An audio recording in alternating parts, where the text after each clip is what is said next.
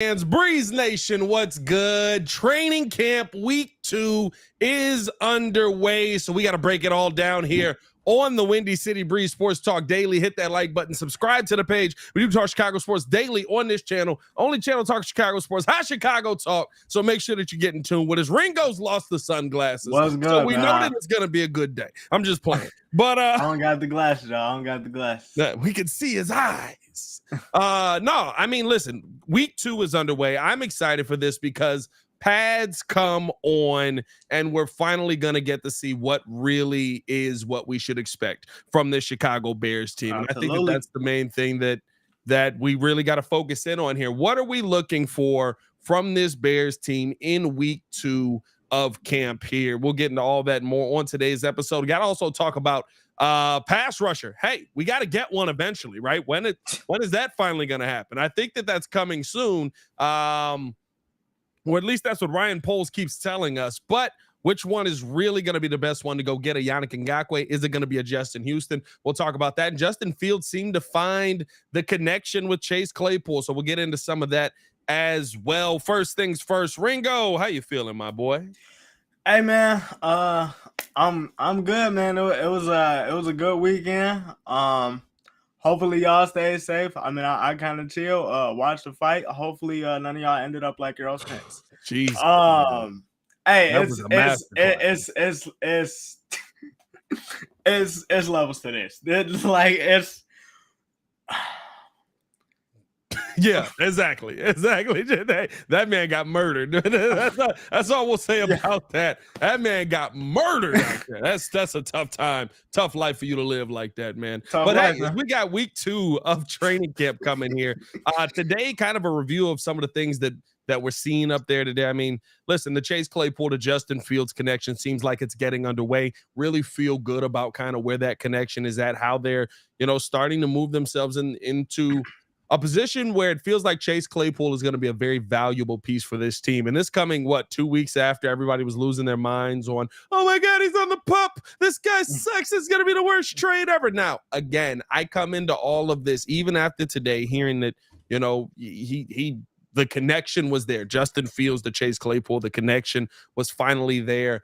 I still come out of everything and saying, when the pads come on, that's when we'll see what's real, who's going to be able to go out and do certain things. I think that's the real, the part that we're really waiting on. And we get to finally see that tomorrow. But at a minimum, how do you feel about hearing that Chase Claypool is finally starting to click up with Justin Fields? And that, listen, if we're being 100% honest, right, that what is he doing for this offense moving forward if he can stay consistent and healthy?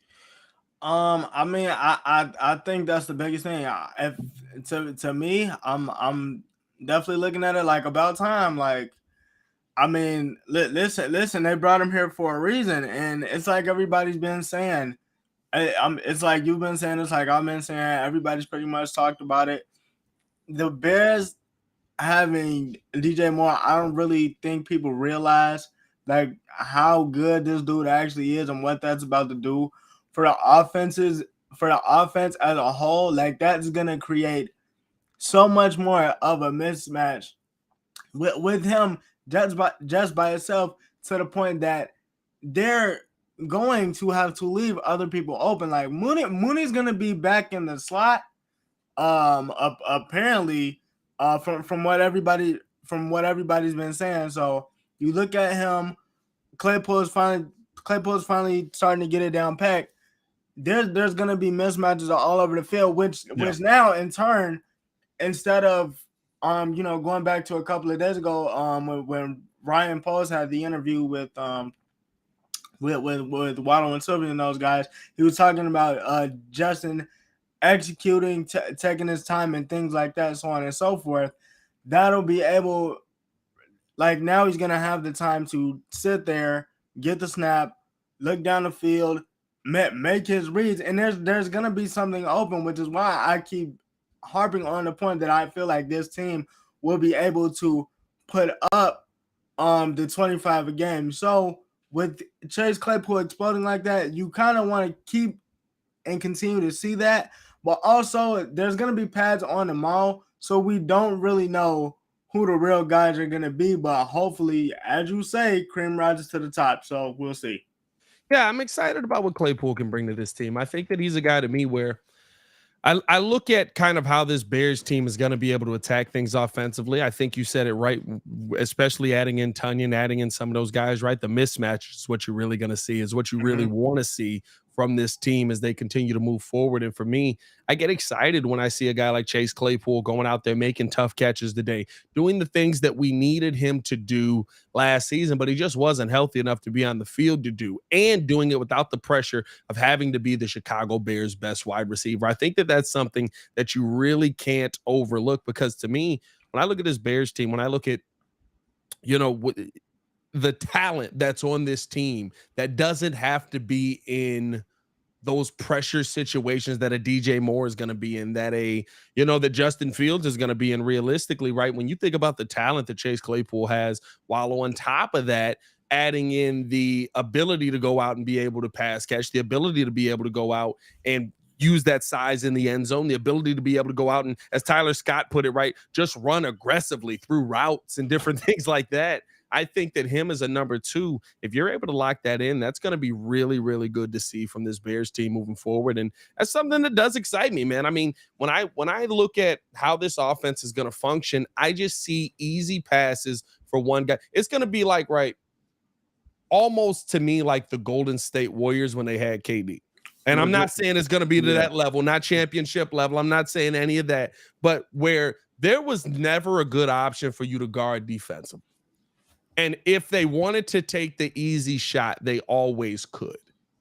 I think that right now the Bears have the easy shot. I think that right now, when you look at the Chicago Bears team, there's going to be a ton of the easy underneath plays. And the one part that I've noticed while being at training camp that you spend hours and hours and hours seeing when you watch Justin Fields early in camp is he's willing to take the underneath. He's willing to sit there and go, okay, nope, it's not there to eat. Boom, we got to lace this in there and knock this pass in. I'm so excited to see kind of how this offense is going to be able to attack, because I think that there's just so many options. I think Chase Claypool is the beginning of that. When you look at what Chase brings to the team, man, I mean, speed, size, over the top ability, and jump ball ability. And of course, when you get down in the red zone, we know what he can do down there. So it's going to be a really fun season.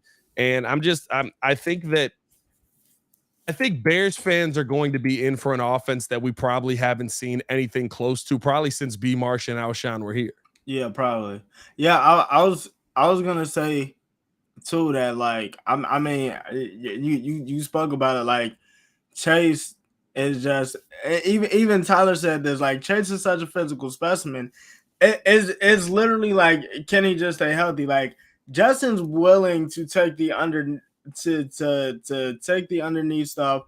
Obviously, guys are gonna be there to be open, but I'm totally looking at it off of the deep ball ability, and how he also is going to be able to high point the ball with Chase at the top as well. I mean, you just literally talked about it. When they get into the red zone, it's literally like you got Komet, who kind of had the breakout season, which is why he got paid. But now you got Claypool down there. Those are two 6'5" dudes. Then you get the underneath, or you can get routed up with either DJ Moore or Darnell Mooney. So it's literally, you're going to have to take your pick. But listen, bro, these are good problems to have, because the one thing that everybody always says, oh yeah, and also Tanya, shout out Baki, also Tanya. So there's gonna be a ton of mismatches, because the one thing that everybody always says, you definitely have to convert in the red zone.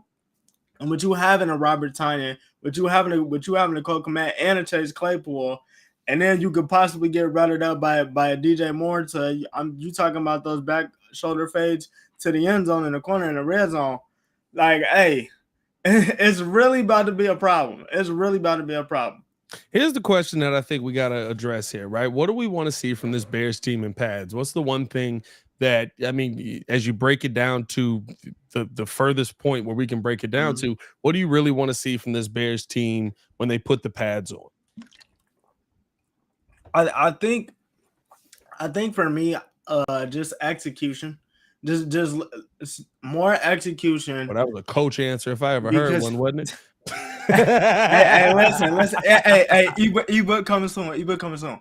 Nah, literally, I think there's more execution because I mean you're hearing Cody Whitehair talk about it.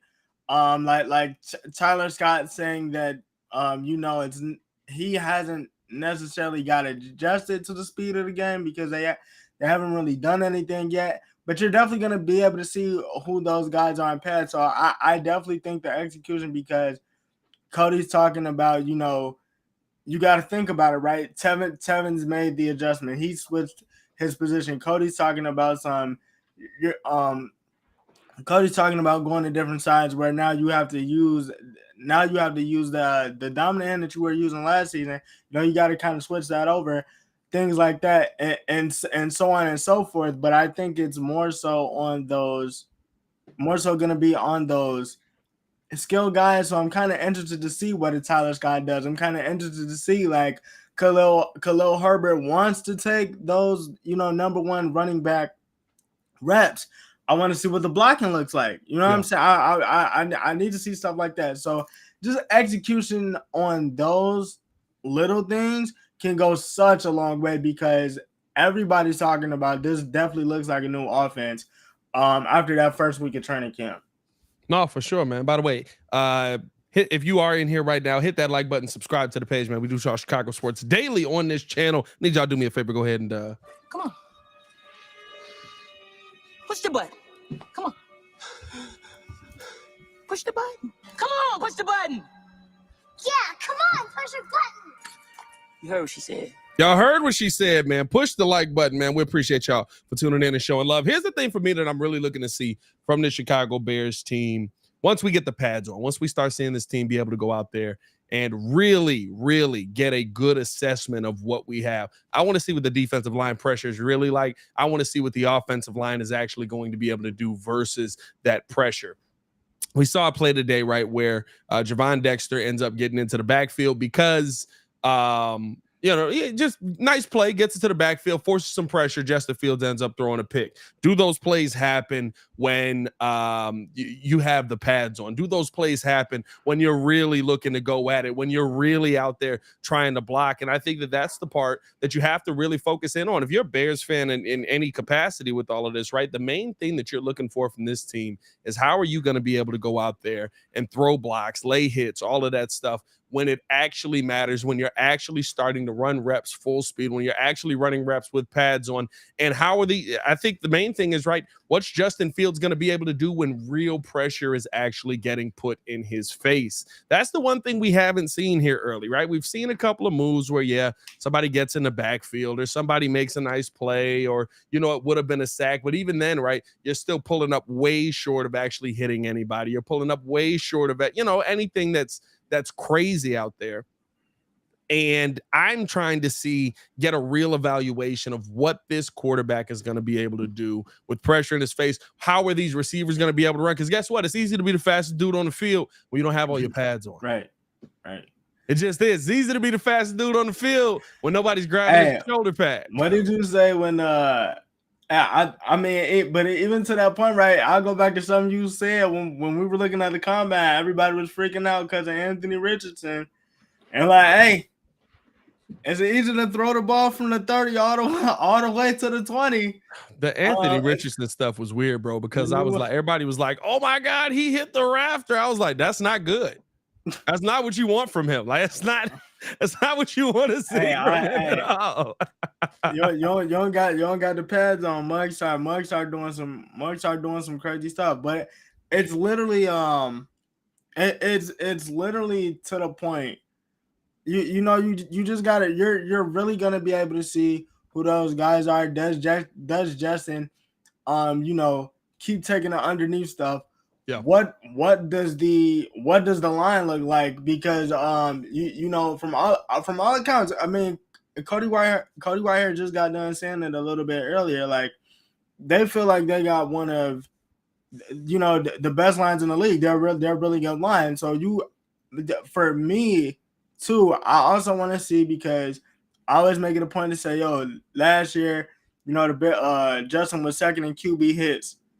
And I know he was running a lot, but can they keep that number down? Because if you keep that number down, that means one, Justin's healthy, he's upright, so he can make plays. But two, I would assume that at that point the Bears are winning games. So everything kind of goes hand in hand. But I think, to me, I would say probably Khalil and how the offensive line looks for me. Are kind of my top two things, especially when these pads come on, because I think the defense will have some things that they got to work on, because that's also like I wouldn't say a brand new group, but they're definitely learning each other. But I'm definitely more invested in the offense than I am in the defense. I get it. I mean, for me, though, here's the thing, right? And I think that this might be even what Ryan Poles is looking for a little bit, right? Because we're still waiting for this pass rusher. And I do want to get into this pass rusher conversation as well. But we're still waiting on this pass rusher. What does that defensive line have?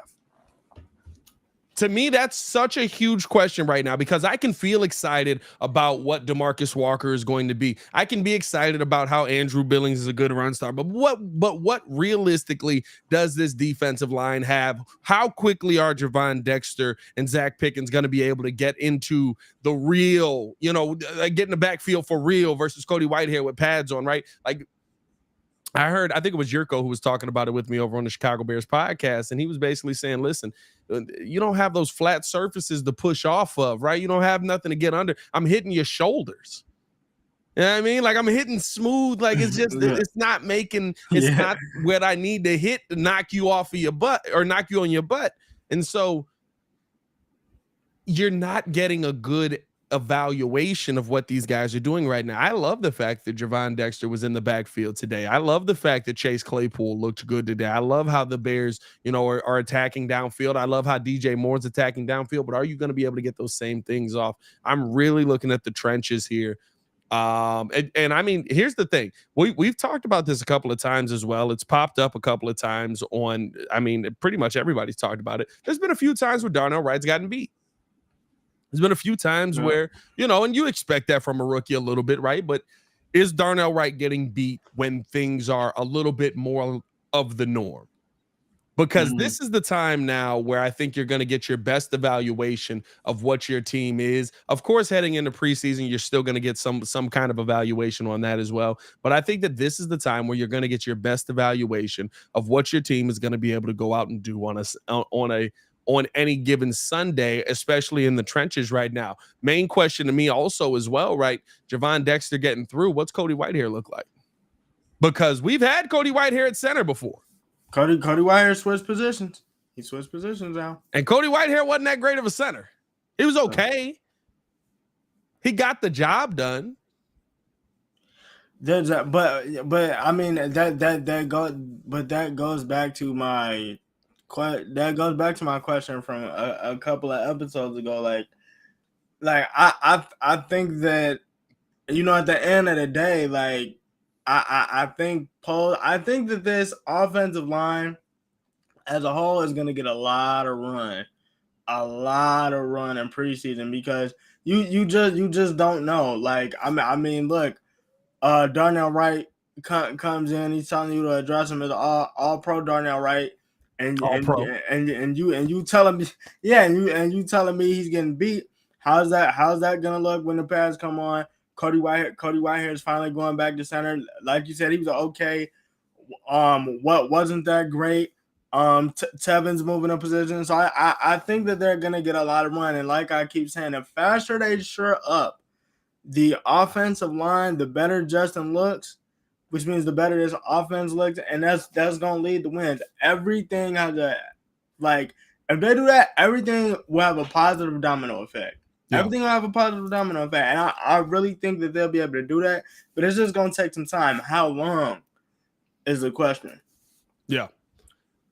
Seeing some comments, Cody did go to Pro Bowl at center. Though he did, he did, but we can also acknowledge that it was some issues. He wasn't a great snapper. He wasn't a great snapper of the ball. And listen, he's better than Sam Mustipher, so it's got to be an upgrade. That's all I'll say. I mean, he was musty. So yeah. Hey, Musty was musty, bro. I can't believe he got picked up again. I don't care what nobody said. Like, I love J Mac. J Mac was like Jason McKee, who I do the Chicago Bears podcast with. He was like, I love Mustipher because Olin works with Sam Mustipher. Olin and Jason are really close. And I was like, listen, I got to a point last season where I had to just say, if Olin Krutz pop up and try to beat me up, I'm gonna just have to hold that. Because I can't, this dude is terrible. Like, he's awful. But again, you don't know the slide protections, different things like that, all that goes into it. But Sam Mustipher was pretty bad. Like, we don't have to mince words on that one. Let's keep this thing moving along, man. Appreciate you guys for pulling up to the live. Hit that like button, subscribe to the page, man. We do talk Chicago sports daily on this channel, only channel talking Chicago sports, how Chicago talks. So make sure that you get in tune with us, man. Here's the real conversation that I think we all need to have. What's good? Of course, we want to see the Bears go out and get a pass rusher, but what is the best pass rusher for the Bears to go out and get today? What is the best pass rusher for the Bears to go out and get right now? Justin Houston is available, and the Bears have been interested in him. Yannick Ngakoue is available, and he's been interested in the Bears. But where are the Bears sitting right now when you're looking at the pass rush, when you're looking at what these guys are going to be, trying to come in and add to this Bears defensive line? What is the best option for the Chicago Bears to take? And this is such a tough one to me because Justin Houston coming off a 10.5 sack season, you really think that he's going to be able to come in here and make an impact, but 35. Yeah. Yeah, I mean, that's true. You're going to get a 1-year guy. You're going to go get a 1-year deal. You're going to be addressing this in the draft again next year. Or you come in, you get a Yannick Ngakoue who, yes, he's going to struggle against the run a little bit. He just is. He's not a great run blocker. We've seen that. We already know what the stats are, whatever comes with that, blah, blah, blah. But to me, you already know, younger guy, younger body, you already know what you're going to be able to go out and get from him as far as a pass rusher. Can you hide his issues that he brings as a defensive lineman? See, okay, so this is my thing. I think that with the linebackers and hold up. Just to address this real quick, Samurai J with the super chat. Random question: if Jesus had a signature shoe, what would be a good name? You got to go Jesus Walk. Yo, you got to go to Jesus Walk. The Jesus Walk ones. You got to, bro. God show me the way because the devil trying to break me down. Come on now. I appreciate you. The Jesus Walk ones. Go ahead. hey, hold on. I'm looking at it. I mean, I know you don't like, when we bring up the fact that Brisker had a decent amount of sacks last season, and you don't want your safety leading your team in sacks, but I mean, I feel like in that aspect he'll be able to help. But I think the bigger question is, right, because you talk about Justin Houston being 35, Yannick Ngakoue. Courtney says unique Ngakoue, so I'm going Yannick. I don't know. Yannick Ngakoue, he's been a mercenary for hire the last 3 years. So the question for me is like, which 1-year deal sounds better? But to me, see, Yannick Ngakoue doesn't want to be a mercenary for hire. He wants to be signed to a long-term deal, a multi-year deal. He didn't say long-term, but a multi-year deal. Oh, okay. And when you take into account, see, this is where that helps. This is where, to me, right, I question what really went down with Yannick Ngakoue. I don't know if he's a great teammate or not, but here's the thing. He leaves the Jaguars, goes to the Vikings. Vikings in 2020, what were they doing? Nothing. Exactly. They were trying to find their way, so they end up moving on from Yannick. Ravens get him. He has, and by the way, he had bad seasons there, right? He had a 5-sack season at the Vikings. He had a 3-sack season with the Ravens. He wasn't playing well there. Goes over to the Raiders. Raiders get him 10 sacks. Raiders start a rebuild and trade him to the Colts. He goes over to the Colts, still dominates there, but he was on a 1-year deal with the Raiders, blah, blah, blah. All of that, right? I think that now it's crazy to say, but from Vikings to Raiders. Oh no, I tweaked on that. He got traded, not from the Raiders to the Colts, got traded from the Vikings to the Ravens. I tweaked on that one. So 8 sack season for him basically in that year. But for the Raiders, he got traded from the Vikings to the Ravens and then signed with the Raiders, and then they moved him, and he ends up with the Colts, blah, blah, blah. All I'm saying is that all of those teams were in situations where it didn't make sense to bring back Yannick Ngakoue. You have to look at the situation that the team is in if you're going to look at why the player wasn't brought back. All of those teams were in situations where it just didn't make sense to go out and pay him at that point or to keep him at that point, or I can trade him and get assets back. Steve-O said you need to work on these YouTube notifications. Hey, that's on YouTube, bro. That's why I got the Discord. By the way, if y'all want to join the Discord, check out the community tab. We got the Discord over there. But that's why I got the Discord, because I know YouTube don't be sending out the notifications, bro. YouTube be tweaking. That's why we got the Discord, man. Make sure you keep checking the Discord. We got plenty of video drops over there. Yeah, I think for me, me personally, I want Justin over Yannick, and just in my mind, this is why. Literally, I mean, you talk about it. You said, he's over there with the Viking. He's over there in Minnesota. You said how many? You said how many sacks over there in Minnesota? Yeah, 5 sacks in Minnesota. Gets traded to the Ravens. Got 3 more sacks with the Ravens. Got 3 more sacks with the Ravens. Yeah. Goes over to. You said the Raiders? So it goes Vikings, Ravens, Raiders, Colts. Yeah. Yeah. So you're over there with the Raiders. Max Crosby's over there. So then it's like, okay, well, he's gonna get the amount of double teams. It doesn't make sense for me to bring him back in that situation because I mean we got at that point, if we in a hunt for Chandler Jones, I'm gonna go grab Chandler. Yeah. You go over to the Colts. Darius Leonard or Shaq Leonard, my bad, Shaq Leonard. Then you turn around, you got DeForest Buckner. He got no choice to eat. If I'm the Bears, I'm kind of looking at it like, yo, we don't have that other guy. Yeah. For him to, go out and honestly dominate. So it's like, but I don't know what's really gonna happen because it seems like he needs the other guy opposite of him to go out and really show what he can do. But I don't know. Me personally, that's just me. If I'm Justin Houston, I want Pickens.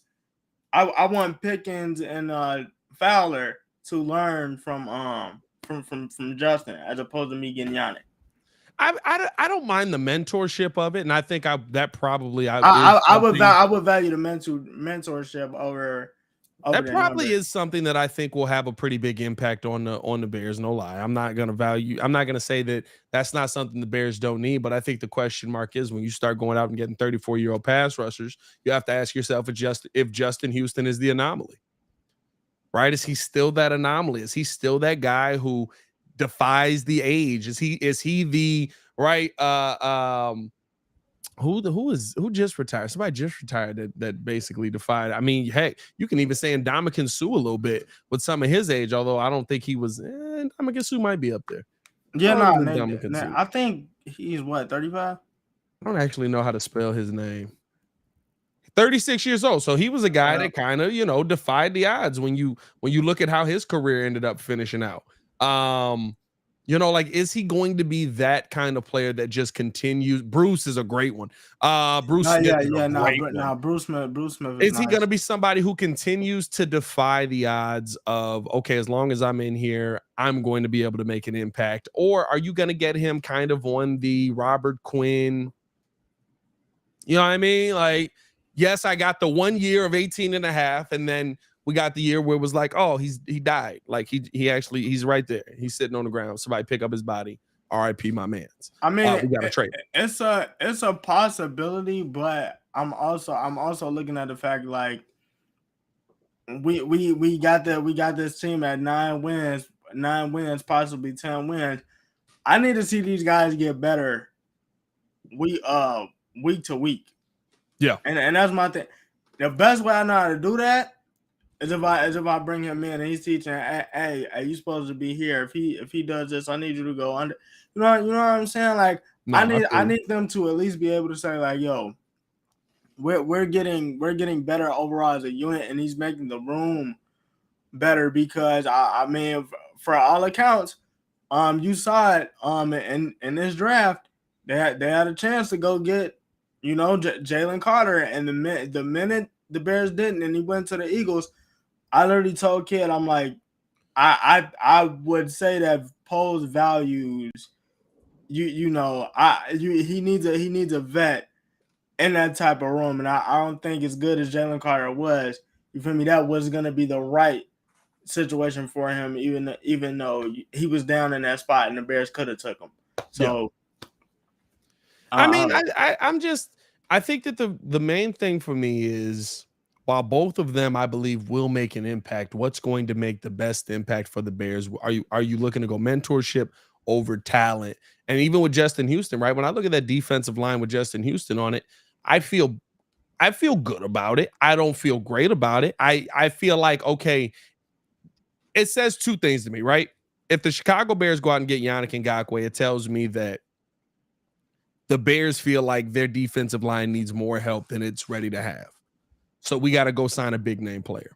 If the Chicago Bears go out and get Justin Houston, to me, that tells me that the Bears feel like, nope, we've got some young guys here who are going to put some good tape on this season. We're going to be able to go out and dominate. We're going to be able to go out and show some flashes, make some plays early on. And then on top of that, we want to add Justin Houston in here for the stability to keep everybody, copacetic, to make sure that everybody has understands what direction we're going here, to get the coach's message out to these guys. Like, I think that's it's almost two different worlds, but it tells you so much about the belief in your young guys that you went out and drafted this year, which I think that they think I think Javon Dexter is going to be better this year, right? He's going from a two-gap system to a penetrating style system. All he has to worry about now is pinning his ears back and trying to get to the quarterback.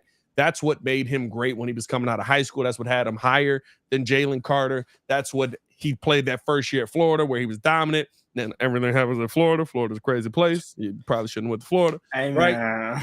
And he goes to a two-gap system, and all of a sudden he starts to drop.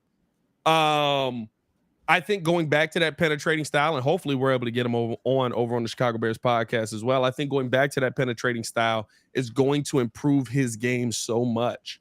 And then if you add a guy like Justin Houston to that, I think it makes him better, because your focus isn't going to be as much on the rookie. Your focus is on the guy who was 34 years old last year with 9.5 sacks.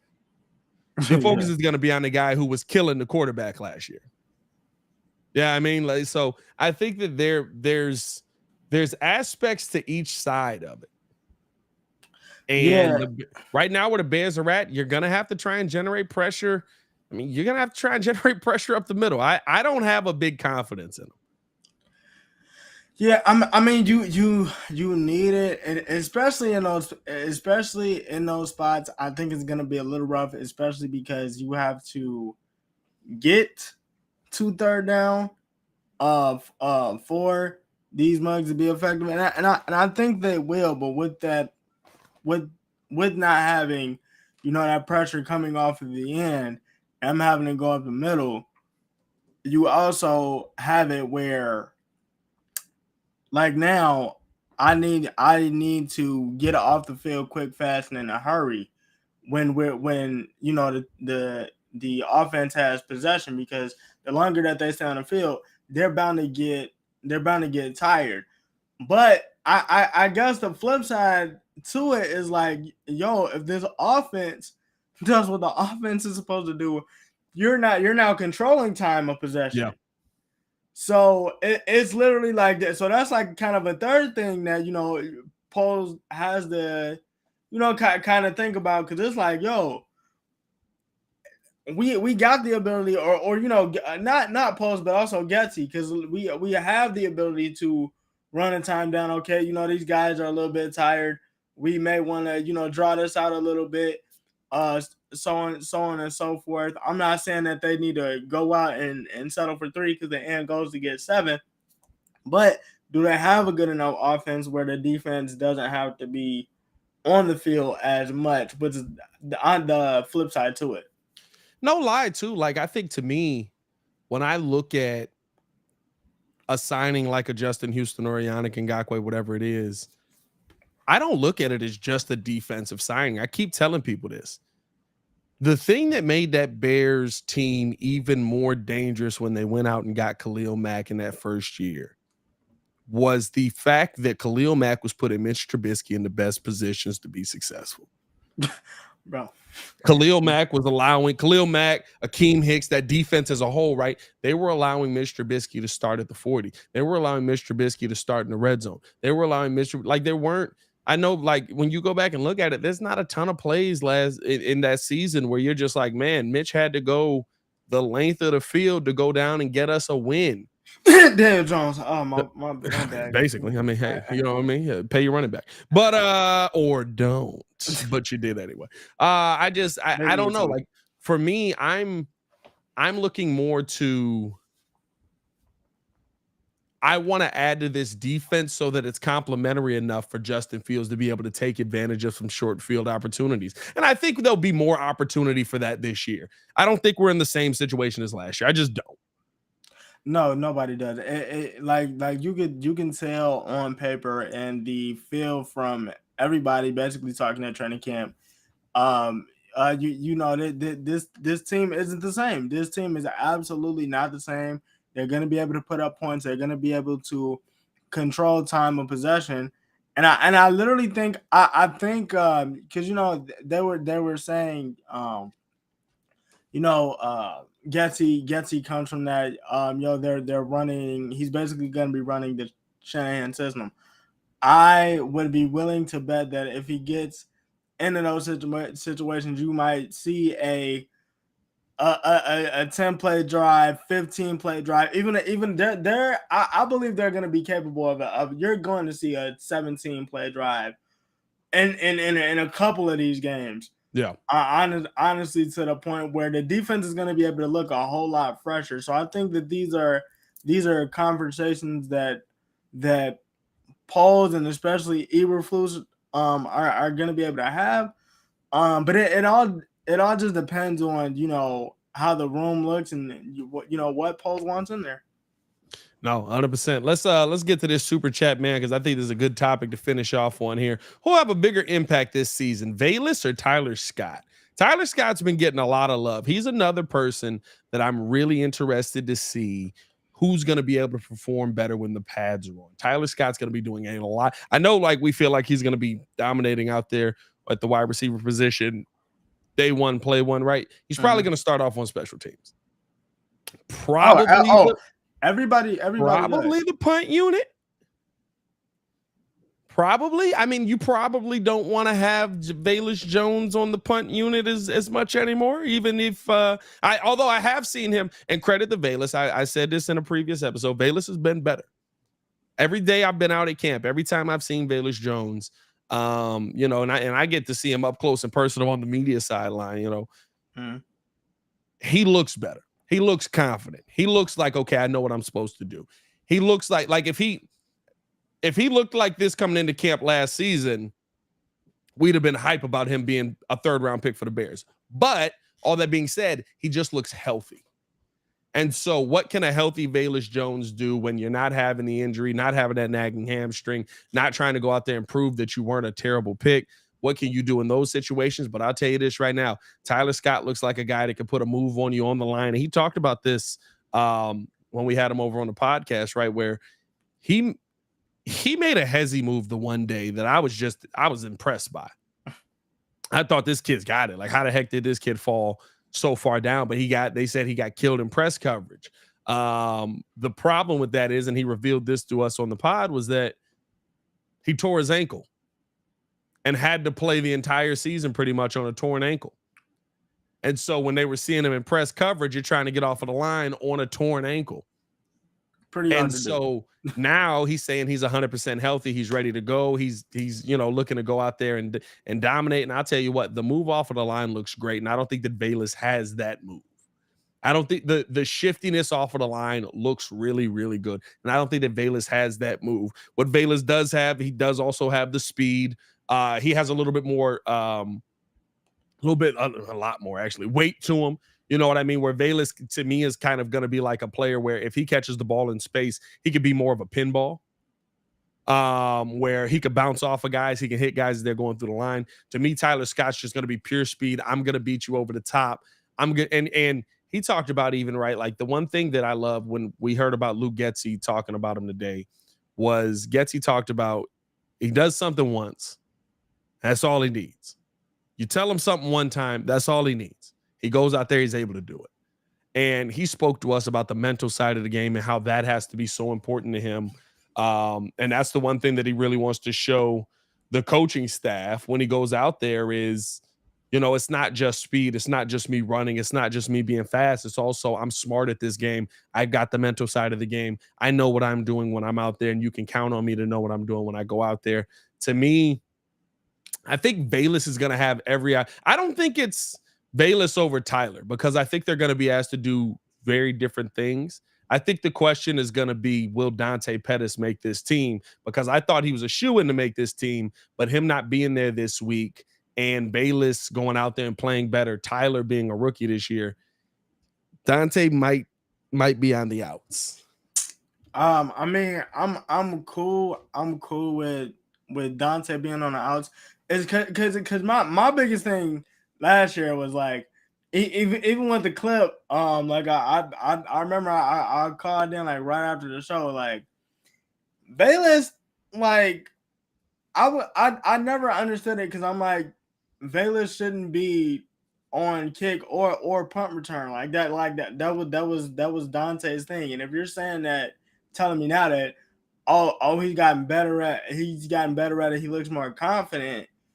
Then I'll take that. I don't think it's gonna be a Tyler over Bayless thing or either way, because I think that once you get to preseason or those reps with the pads on are going to tell you a lot. I think when it gets down to it, I think it'll probably be close, but I would probably say maybe Tyler edges him out because the one thing that I like about Tyler is he talked about it in the pod, and he also talked about it in the media sessions. Like he's going to know where to be.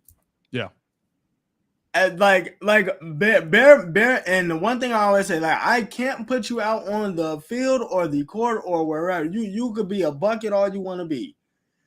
If you don't know where to be when you're out on the floor, you're gonna be a you're gonna be a liability. Like this And Luke dude Getsy talked about that with Bayless last year. Said he came out and didn't know where to go. Exactly. So it's like, yo, this dude saying like, if you go listen to the pod, he's got this one great thing where he's sitting there, he's like, yo, I'm in the room. I'm in the room, like trying to line up to see where I'm gonna be. So that's gonna be able to go a long way. And then if they do decide, yo, I'm trying to either put this kid on kick or punt return, if he performs, like that's how you get more rep on the field. I always go back and I tell people that it's the same thing you always say, cream rises to the top. Isaiah Pacheco, Chiefs, literally wanted to start a running back. Clyde Edwards-Helaire has it. He's like, Andy Reid's like, hey, you know what? I'll give him a shot on kick punt return. Does well on that. Clyde Edwards-Helaire, I think he got hurt, 2 games? Chiefs need to start running the ball. Hey, we got something here. Next thing you know, I'm starting in the Super Bowl. Yeah.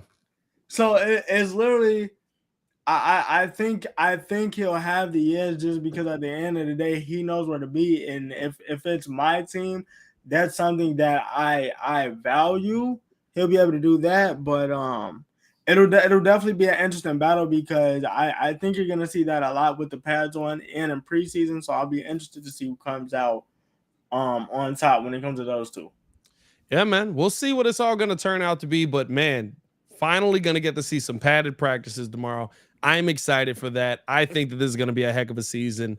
And I think we're going to get the first glimpse of what we want to see tomorrow. As always, man, it's your boy, Pat the Designer, back at it again, joined by the man, the myth, the legend, Stefan Adon with no shades. Y'all stay safe out there, Chicago. Appreciate y'all for showing love. Peace.